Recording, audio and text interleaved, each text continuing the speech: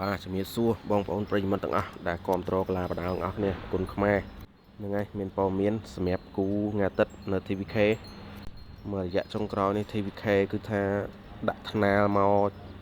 ញឹកញាប់មែនតើព្រោះអីដាក់ Grade A Grade B មកគេជេរពេក Grade A មកឈ្នះឲ្យចាញ់ឲ្យឈ្នះញ៉ៃញ៉ៃមែនតើឥឡូវលេងថ្នាលឲ្យច្រើនតិចមកដើម្បីលើកស្ទួយវិស័យគុណខ្មែររបស់យើងនេះបងប្អូនគូទី1ធនប៉ាជេឌឿបយកាន់ហ្នឹងហើយធនប៉ាជេកូនរបស់ធនរទ្ធីការប្រកួតទៅនៅ KKS ធ្វើបានល្អឈ្នះបន្ទុប៉ុន្តែនៅតែយំតូចចិត្តខ្លួនឯងចាំមើលដងនេះមើលអាចស្នងអំណាចឪពុកបានទេមើលទៅបាទហើយមួយទៀតធ្លាប់លេងគូធំឥឡូវ TVK លេង Foreman សម្រាប់គីឡូរុយគីឡូ40ដើមពៀនតែម្ដងមកពី4ក្លឹបមានវីរៈប៊ុនថងរុងរឿងកូនសិស្សគ្រូសុងបញ្ញាខឿនសុកបញ្ញាធនទូឯកហើយរទ្ធីចៅចេត4នាក់នេះសើថ្នាលនាំមុខនៅស្រុកខ្មែរយើងបច្ចុប្បន្នអញ្ចឹងបើយើងគ្រប់គ្រងកីឡាបដាល់យើងគ្រប់គ្រងពីថ្នាលទៅហ្នឹងហើយជួបគ្នានៅថ្ងៃអាទិត្យទី11ហ្នឹងតែម្ដងគឺអែមែនតែម្ដងបងប្អូនហើយមាន Foreman ហ្នឹងហើយមានគូថ្នាលគុណភាពមួយគូទៀតគូនេះលេងបងពីរុំលេងមកអស់ច្រើនអាវមកហើយគឺ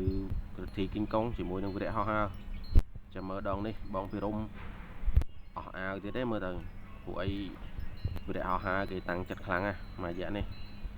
គឺជាជំនួបសងសឹកដែរវីរៈហោះហើរជាមួយនឹងរទ្ធីគីងកុងនេះឯង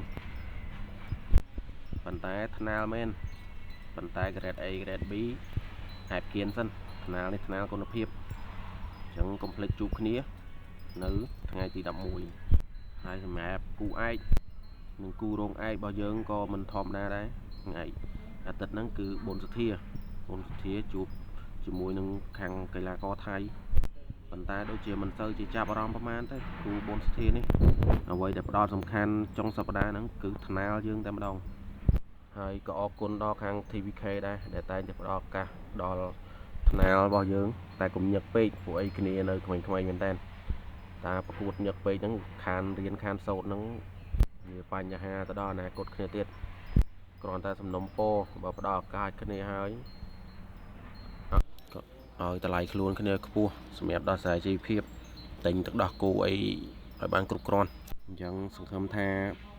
TVK នឹងធ្វើបានល្អសម្រាប់បដោះបដាថ្នាលគុណភាពរបស់យើង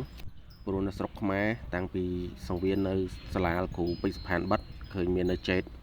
មាននៅគ្រុឌមីនីនៅខាងស៊ីមរៀបគឺព្យាយាមបដោះបដាថ្នាលរបស់យើងមែនតើហើយដៃគូរបស់ប៊ុនសធាសប្តាហ៍នេះក៏គួរសមដែរផេតសយ៉ាម